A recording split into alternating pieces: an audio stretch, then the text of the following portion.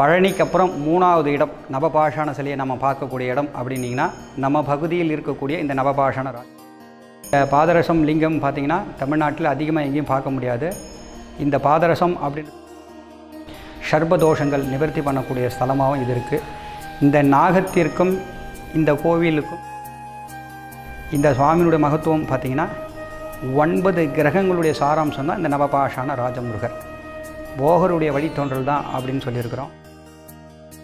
விடிகாலம்பர பிரம்ம முகூர்த்த நேரத்தில் சில்னஸ் காற்று படும்போது நமக்கெல்லாம் குளிரும். ஆனால் இந்த சுவாமிக்கு பார்த்திங்கன்னா முத்தாக வேர்த்திருக்கும். இந்த 72 துளைகள் எதை குறிக்குதுன்னா நம்ம மனித உடம்பில் இருக்கக்கூடிய முக்கிய நரம்புகளை குறிக்கிறது. இந்த 72 துளைகள் வழியாக காற்று உள் வாங்கி வெடிய காலம்பர அந்த சுவாமி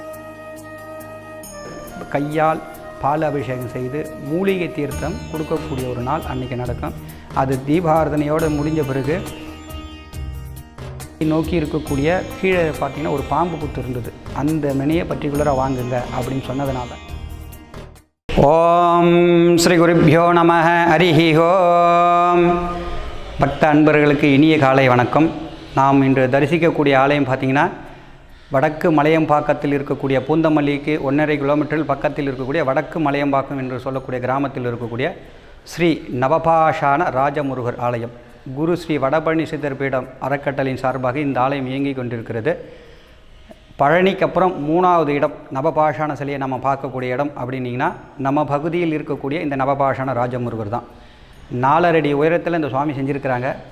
போகருடைய வழித்தோன்றல் பிரகாரம் இந்த இறைவனை அமைச்சிருக்கிறாங்க.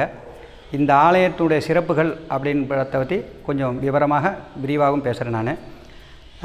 நம்ம காலையில் உள்ளே வரும்போதே பார்த்திங்கன்னா முழு முதற் கடவுள் 5 கரத்தான் நவசக்தி விநாயகரை நீங்கள் தரிசிக்கக்கூடிய பாக்கியம். அதனை தொடர்ந்து அப்படியே உள்ளே வந்தீங்கன்னா குரு வடபழனி சித்தரை நவபாஷாணத்தில் செஞ்சுருக்கிறாங்க. அவரை தரிசித்துட்டு உற்சவரை வள்ளி தேவசனாதா இருக்கக்கூடிய உற்சவரையும், பக்கத்தில் இருக்கக்கூடிய நாகத்தின் கீழ் அமர்ந்திருக்கக்கூடிய அகத்தியரும், அதனை பக்கத்தில் இருக்கக்கூடிய பாதரசத்தினால் செய்யப்பட்ட 2 அடி உயரத்தில் பாதரசத்தால் செய்யப்பட்ட பாதரச கைலாசநாதர் அவரையும் தரிசிக்கக்கூடிய பாக்கியம். உள்ளே பார்த்தீங்கன்னா விசாலாட்சி சமேத கங்காதீஸ்வரர், விசாலாட்சி சமேத பாதரச கைலாசநாதர் அப்படின்றக்கூடிய இறைவனை ஈஸ்வர சுவாமிகளை தரிசிக்கக்கூடிய பாக்கியம். இந்த பாதரசம் லிங்கம் பார்த்திங்கன்னா தமிழ்நாட்டில் அதிகமாக எங்கேயும் பார்க்க முடியாது. இந்த பாதரசம் அப்படின்றது பார்த்திங்கன்னா திரவ நிலையில் இருக்கக்கூடிய ஒரு பொருளை திடப்பொருளாக்குன்றது சாதாரண விஷயம் இல்லை. அது சித்தர்களுடைய வழித்தோன்றல் பிரகாரம் மூலிகையினால் அந்த பாதரசத்தை திடப்பொருளாக்கியிருக்கிறாங்க. இந்த ஆலயத்தில் இருக்கக்கூடிய சித்த வைத்தியர் கு ரமேஷ்குமார், குருநாதர் வடபழனி சித்தருடைய நேரடி சீடர். குருவின் அருள் இருந்தால் தான் திருவருள் கிடைக்கும்னு சொல்லுவாங்க. அதனால தான் முதல்ல விநாயகரை தரிசித்துட்டு உள்ளே வரும்போது அந்த குரு வடபழனி சித்தருடைய அனுகிரகத்தோட கைலாசநாதர் கங்காதீஸ்வரர், இந்த ஆலயத்தினுடைய கோசாலை கீழே இருக்கப்போ பூமியில் கிடைச்சார் அந்த சுவாமி கங்காதீஸ்வரர்னு. அந்த சுவாமியை பார்க்கும்போதே நமக்கு தெரியும் புராதனமான சிலை, எத்தனை ஆண்டுகளுக்கு பழமையானவர் அப்படின்றது தெரியாது. கங்கை கரையோரம் புலித்தோளில் உட்கார்ந்து தியானம் பண்ணக்கூடிய ஒரு நிலையில் சுவாமி அமர்ந்துருக்கிறார். அவரை சுற்றி வலம் வரும்போது பார்த்திங்கன்னா நிறைய பேருக்கு குலதெய்வமாக இருக்கக்கூடிய அம்மாச்சாரம்மன், அதுக்கப்புறமேட்டு பார்த்திங்கன்னா கால சம்ஹார பைரவர் இந்த ஆலயத்தில் இருக்கிறார். அதோடு கூடுதலாக பார்த்திங்கன்னா 27 நாகங்களை பார்க்கலாம். நீங்கள் 27 நட்சத்திரத்துக்கு 27 நாகங்களை ஒரு உத்தேசித்து பண்ணியிருக்கிறாங்க இந்த ஆலயத்தில். காரணம் அப்படின்னிங்கன்னா எல்லா நட்சத்திரத்திற்கும் ஏதாவது ஒரு கிரகத்தினால் நாகதோஷங்கள் ஏற்படக்கூடிய வாய்ப்புகள் இருக்குது. அப்படி தீய நாகங்கள் நம்ம தீன்ற மாதிரி கனவில் வர்றதோ, நம்ம வீடு பகுதிகளை சுற்றி நம் கண் பார்வையில் நாகங்கள் தென்படும் பட்சத்தில் இந்த ஆலயத்தில் இருக்கக்கூடிய நாகங்களை உத்தேசித்து பிரார்த்தனை பண்ணி தீபம் போட்டோம்னா அந்த நாகங்கள் நமக்கு அச்சுறுத்தல் இல்லாமல் இருக்கும். சர்பதோஷங்கள் நிவர்த்தி பண்ணக்கூடிய ஸ்தலமாகவும் இது இருக்குது. இந்த நாகத்திற்கும் இந்த கோவிலுக்கும் நிறைய தொடர்புகள் இருக்குது. அதை பற்றின விரிவான தகவல்களை அப்படியே படிப்படியாக சொல்லிட்டு வரேன். அப்படியே மேலே வந்தோம்னா ஸ்ரீ நவபாஷான ராஜமுருகரை தரிசிக்கலாம். பலிபீடம், கொடிமரம், மயில், அதோடு பார்க்கும்போது இந்த சுவாமியை பார்க்கலாம். 2 பக்கமும் பார்த்திங்கன்னா இடும்பன் கடம்பன் இருக்கிறாரு. இந்த ஆலயத்தை உள்ளுக்குள்ளேயே பிரகாரம் வரா மாதிரி வடிவமைச்சிருக்கிறாங்க. பழனிக்கு அப்புறமேட்டு பார்த்தோன்னா இந்த இடத்துல தான் 3வது சிலைன்னு சொல்லலாம், நவபாஷான ராஜமுருகர்னு. ஃபஸ்ட்டு போகரால் உருவாக்கப்பட்டது தான் பழனியில் இருக்கக்கூடிய சிலை. 2வது குழந்தை வேலப்பர் பூம்பாறை அப்படின்ற கிராமத்தில் இருக்கக்கூடியது. 3வது நமது பகுதியில் இருக்கக்கூடிய நவபாஷான ராஜமுருகர். இந்த சுவாமியினுடைய மகத்துவம் பார்த்திங்கன்னா 9 கிரகங்களுடைய சாராம்சம் தான் இந்த நவபாஷான ராஜமுருகர். போகருடைய வழித்தோன்றல் தான் அப்படின்னு சொல்லியிருக்கிறோம். எப்படி அப்படின்னா, போகர் அந்த காலத்திலே 16 நூல்களை எழுதியிருக்கிறார். அதில் போகர் நிகண்டுன்ற நூலில் இந்த நவபாஷாணங்களை பற்றின தன்மைகள் எழுதியிருக்கிறார். நவபாஷாணம்ன்ற சூக்ஷ்ம மொத்தம் தான் சொன்னார். மொத்தத்தில் பார்த்திங்கன்னா அந்த 9 கிரகங்களுடைய சாராம்சம் அப்படின்னு சொல்லியிருக்கிறார். அதனோட அபரிவிதமான சக்தி கொண்ட 93 மூலிகைகளை சேர்த்துருக்கிறாங்க. மனித குலத்திற்கு அந்த காலத்திலே அவங்க நிர்ணயம் பண்ணாங்க. 18 சித்தர்களும் 4200 சொச்சம் வியாதிகள் வரும் அப்படின்னு சொல்லியிருக்கிறாங்க. அத்தனை வியாதிகளை போக்கக்கூடிய அளவில் இந்த சுவாமி உருவாக்கியிருக்கிறாங்க.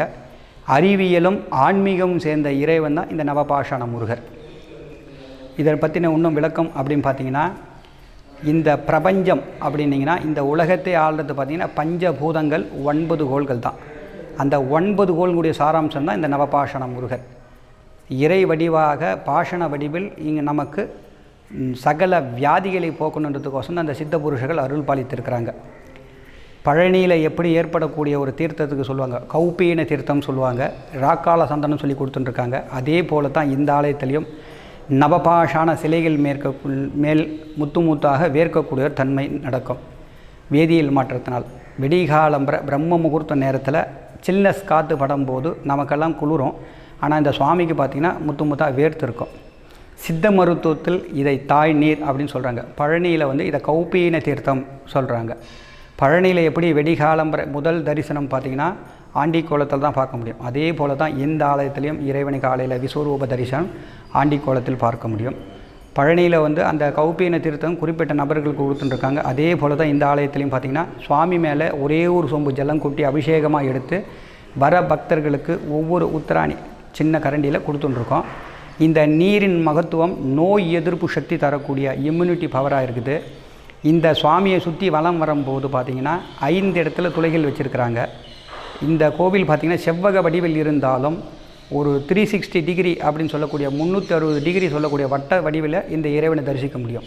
எப்படின்னு பார்த்திங்கன்னா, கொடிமர பலிபீடத்திலேருந்து சுவாமியை பார்த்துட்டு வரும்போது சுற்றி வரும்போது உள்ளே இருக்கக்கூடிய அந்த கர்ப்பகத்தை சுற்றி வரும்போது பார்த்திங்கன்னா 5 இடத்துல துளைகள் வச்சுருக்காங்க. அந்த 5 துளைகள் வழியாகவும் இறைவனை காண முடியும். அதில் குறிப்பாக முதல் துவாரத்தில் பார்த்திங்கன்னா இறைவன் சந்திரனுடைய வடிவில் பார்க்க முடியும். நம்மளால் ஒரு கண்ணை மூடி பார்த்திங்கன்னா அந்த துவாரத்தின் வழியாக சுவாமியோட முகமும் வேலும் பார்க்கும்போது சந்திரனுடைய முகத்தில் சந்திரனுடைய வடிவில் தோன்றக்கூடிய ஒரு இறைவனுடைய அம்சமாக இங்கே பார்க்கலாம்.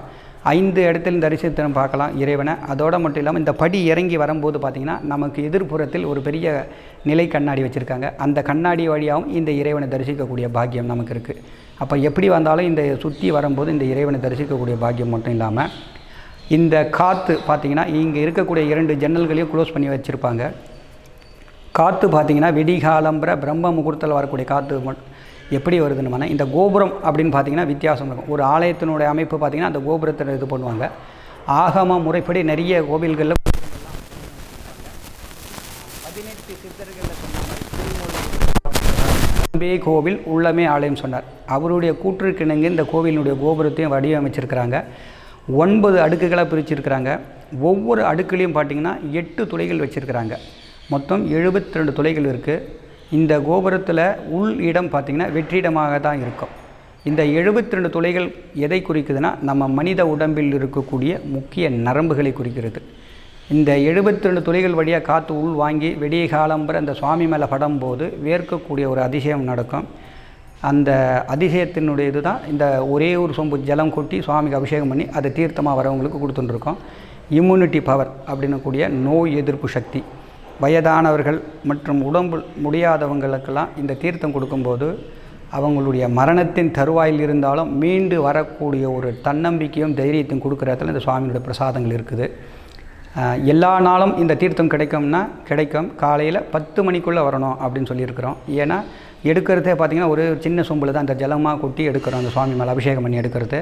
முடியாதவங்களாம் நிறைய பேர் சின்ன சின்ன பாட்டில் கொண்டு வாங்கிட்டு போகிறதுனால சீக்கிரம் காலி ஆகிடுன்றதுனால இந்த ஆலயத்தினுடைய சிறப்புகளோடு பார்க்கும்போது வியாழக்கிழமையும் பௌர்ணமி ரொம்ப விசேஷம்.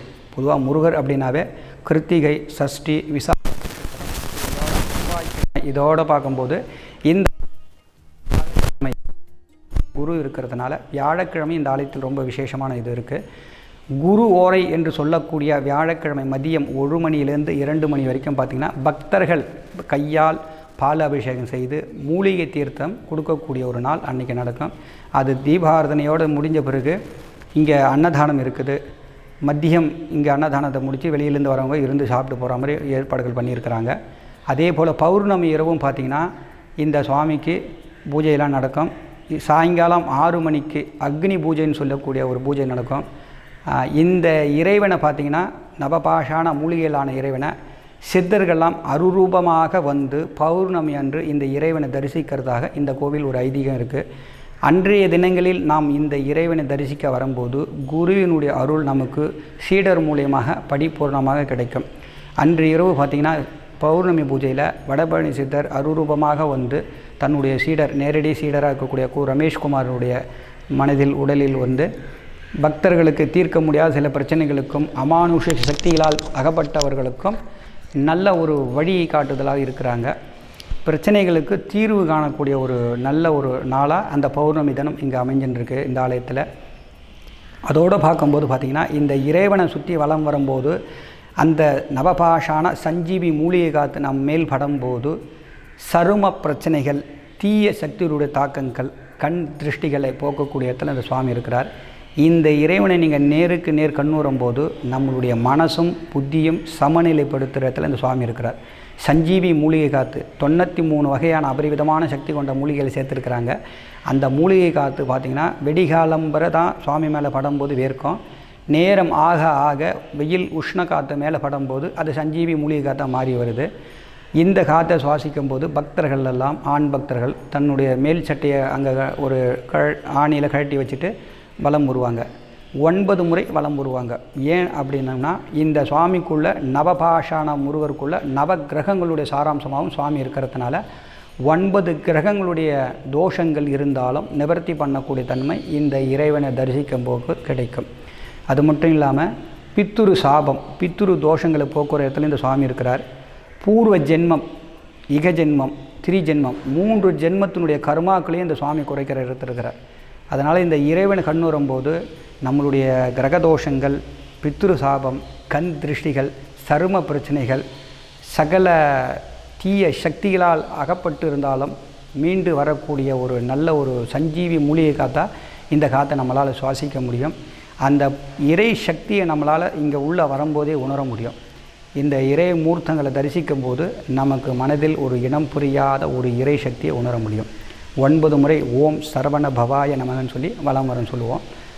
அதோடு கூடுதலாக பார்த்திங்கன்னா இந்த ஆலயத்தில் பார்த்திங்கன்னா சுவாமி செஞ்சு 11 வருஷம் ஆகுது. இந்த ஆலயம் கட்டி கும்பாபிஷேகம் ஆகி 9 வருஷம் ஆகிட்டுருக்கு. இந்த ஆலயத்தில் ஆரம்பத்தில் சுவாமி செய்யும்போது நிறைய அச்சுறுத்தல்கள் ஏற்பட்டுச்சு. அதனால் சுவாமிக்கு சேதாரம் ஏற்படுமோ என்ற ஒரு அச்சம் இருக்கும்போது பார்த்திங்கன்னா இறைவனுடைய அருரூபம் அப்படின்னா நான் சொன்ன மாதிரி ஆரம்பத்தில் இந்த கோவிலுக்கும் நாகத்திற்கும் நிறைய சம்பந்தம் இருக்கிறது. காரணம் என்னன்னா இந்த இடத்தை தேர்ந்தெடுத்தது காரணம் குரு ஸ்ரீ வடபழனி சித்தர் தான். தன்னுடைய சீடருடைய கனவில் வந்து தென் திசை நோக்கி இருக்கக்கூடிய கீழே பார்த்திங்கன்னா ஒரு பாம்பு புத்து இருந்தது. அந்த மெனியை பர்டிகுலராக வாங்குங்க அப்படின்னு சொன்னதுனால தான் இந்த இடத்த வாங்கினாங்க. இந்த பாம்பு புத்துக்கும் இந்த இறைவனுக்கும் நிறைய தொடர்பு இருக்கும்போது சுவாமி செஞ்சு இருக்கும்போது தீய சக்திகளால் ஏதாவது சேதாரம் ஏற்படுமோன்ற ஒரு அச்சம் இருக்கும்போது நான் இருக்கிறேன் அப்படின்றதுக்காண்டியே ஒரு நல்ல பாம்பு இந்த சுவாமிகிட்டே ரொம்ப நாளாக இருந்தது.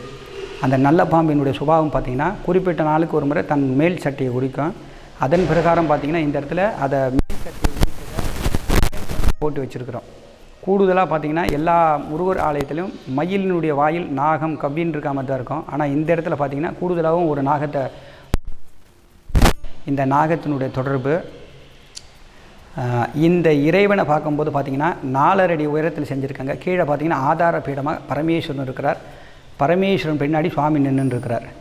சுவாமி பாகத்துக்கு கற்சிலை மாதிரி இருப்பார். ஆனால் கல் கிடையாது. 9 பாஷாணம் 93 மூலிகைகள் சேர்ந்த கூட்டுக்கலவை. இந்த சுவாமி மேலே பட்டு வரக்கூடிய காற்று சஞ்சீவி மூலிகை காற்று. பஞ்சலோகங்கள் இரும்பு, தங்கம், வெள்ளி, செப்பு, பித்தளை எந்த ஒரு உலோகம் மெட்டலாக இருந்தாலும் தன்னுடைய காற்று படப்பட தன்னுடைய நிலையை இழந்து தன்னுடைய தன்மையை இழந்து அது கொஞ்ச நாள் அது டேமேஜ் ஆகிடும். அந்த அளவுக்கு அந்த காற்றுக்கு பவர் இருக்குது. அதே காற்று நம்ம மேலே படும்போது தீய சக்திகளாக இருந்தாலும் சரி, சரும பிரச்சனைகளாக இருந்தாலும் சரி, மன அழுத்தங்களாக இருந்தாலும் போக்கக்கூடிய தன்மை இந்த இறைவனுடைய காற்றுக்கு உண்டு அப்படின்றத சொல்லலாம். இந்த இறைவனோட இன்னும் கூடுதலான விஷயங்கள் அப்படின்னு பார்த்திங்கன்னா எவ்வளோ சொல்லிகிட்டே போகலாம். இந்த இறைவனை நாம் தரிசிக்கிறதே பார்த்திங்கன்னா பூர்வ ஜென்ம பிராப்தம். சித்தர்கள் மகான்களுடைய ஆசி இருந்தால்தான் இந்த இறைவனை தரிசிக்கக்கூடிய பாக்கியம் கிடைக்கும். வாழ்வில் ஒரு முறையாவது இந்த இறைவனை நாம் தரிசித்தோம்னா நம் வாழ்வில் இருக்கக்கூடிய 3 விதமான தோஷங்கள்லேருந்து நம்ம விரட்டிப்படுறது தீர்க்கமாக சொல்லலாம். கிரக தோஷங்கள், பித்ரு சாபம், கர்மாவை ஒரு சதவீதம் குறைக்கக்கூடிய தன்மை இந்த இறைவனை தரிசிக்கும் போது உண்டு. வியாதிகளை போக்குற இடத்துல இந்த சுவாமி இருக்கிறாரு. எல்லா நாளும் இந்த தீர்த்தம் கிடைக்காது, ஈவினிங்கில் வரும்போது பார்த்திங்கன்னா கிடைக்காதுன்றதுனால பக்தர்கள் விருப்பப்பட்டு அபிஷேகம் செய்து விபூதி காப்பு இப்போ பண்ணியிருக்கிற மாதிரி முழு விபூதி காப்பு, இல்லைனா முகத்திற்கு வரைக்கும் விபூதி காப்பு, சந்தனம் ஒரிஜினலான சந்தனம். இது விபூதி காப்பு பார்த்திங்கன்னா பசுசாணத்திலான விபூதி. சந்தனம் பார்த்திங்கன்னா இங்கே கீழே வைத்தியசாலை இருக்குது, சித்த வைத்தியசாலை. அந்த சந்தனத்தையும் இங்கே சுவாமிக்கு நாங்கள் காப்பு பண்ணி கொடுத்துட்டுருக்கோம். விருப்பம் இருக்கிறவங்க அதை ஒரு கோவில் வளர்ச்சிக்கோசம் ஒரு அமௌண்ட்டு பணம் கட்டி அபிஷேகத்துக்குன்னு ஒரு நிர்ணயிக்கப்பட்ட கட்டணத்தை கட்டிட்டு அந்த இது பண்ணிக்கிறாங்க அவங்க. இந்த ஆலயத்தில் பிறந்த நாள், திருமண நாட்கள், இது போன்ற விசேஷங்கள்லாம் வந்து தங்களால் முடிந்த அளவுக்கு ஒரு தொகையை செலுத்தி அன்னதானங்களும் நடத்தின்னு இருக்காங்க. குழந்தைகள் பிறந்த நாள் கல்யாணம்லாம் மட்டும் இல்லாமல் 60ஆம் கல்யாணம் 80ஆம் கல்யாணம் கூடுதலாக பார்த்திங்கன்னா சத்ரு சம்ஹார ஹோமம், திரிசதி ஹோமம் இங்கே பண்ணிட்டு இருக்கோம் இந்த ஆலயத்தில். நமக்கு தொழில் ஸ்தானத்தில் இருந்தாலும் எதிரிகள் இருந்தாலும் சகல வியாதிகளை போக்குறதுல வைத்தியநாதராகவும் இருந்து அருள் பாலித்திருக்கிறார் இந்த நவபாஷான ராஜமுருகர். இந்த ஆலயத்தை வாழ்வில் ஒரு முறையாவது இந்த இறைவனை தரிசிக்கணும் அப்படின்றது தான் என்னுடைய வேண்டுதல். ஏன்னா இந்த இறைவனை தரிசிக்கிறது பார்த்திங்கன்னா சாதாரண விஷயம் இல்லை. பூர்வ ஜென்ம பிராப்தம் அப்படின்னு சொன்னால் மாதிரியும் சித்தர்கள் மகானுடைய ஆசியில் இருந்தால் மட்டும்தான் இந்த இறைவனை தரிசிக்க முடியும். முடிஞ்ச அளவுக்கு இந்த இறைவனை தரிசிக்கக்கூடியதுக்கு பிரார்த்தனை பண்ணுங்கள். வாழ்வில் சகல வியாதிகள் இல்லாமல் நல் ஆரோக்கியத்தோடு வாழணும்னு சொல்லி இந்த ஆலய குருக்கள் தியாகராஜன் அப்படின்ற என்னுடைய பேர் வந்து தியாகராஜ குருக்கள் பக்தர்களுடைய நலனுக்காகவும் வாழ்வில் அனைத்து உயிர்கள் இன்புற்று வாழவும் பிரார்த்திக்கின்றோம். குரு ஸ்ரீ வடபழனி சித்தர்பீடம் சார்பாகவும் நன்றி, வணக்கம், நமஸ்காரம்.